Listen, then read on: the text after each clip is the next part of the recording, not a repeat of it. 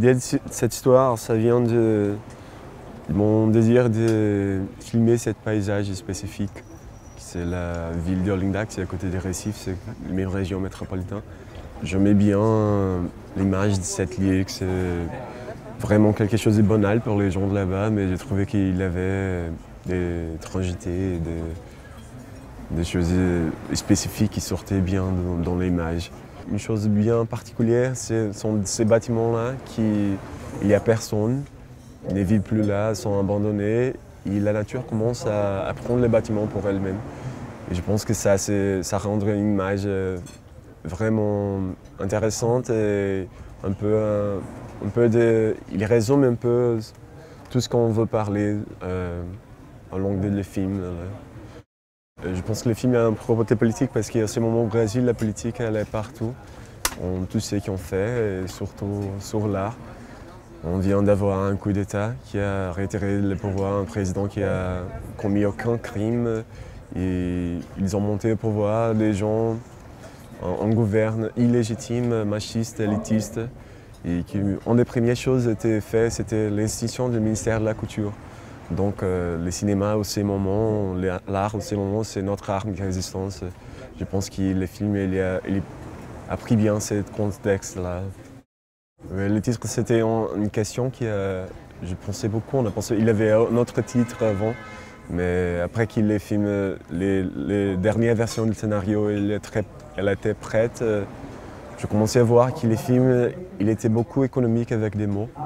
Il avait peu de dialogue, etc. Donc je pensais que c'était bien de mettre un titre plus long et avec un message. En fait, l'actrice principale, elle vient avant le scénario. Nash Laila, c'est le nom de l'actrice. Elle est mon amie depuis 10 ans, je crois. Et j'avais la volonté de faire un scénario qu'elle puisse jouer tout ce qu'elle est capable de jouer en scène.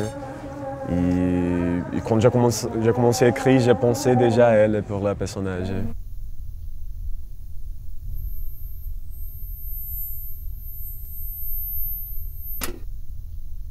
La costume designer, c'est Rita Azevedo.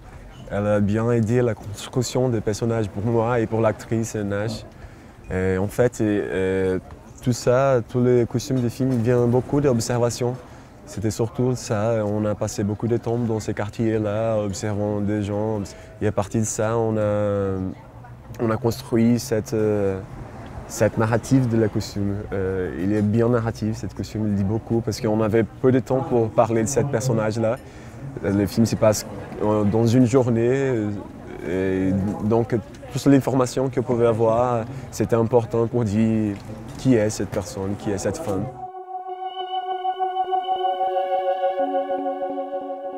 La musique, c'est musique originale, c'était Nicolas Domingues qui a fait.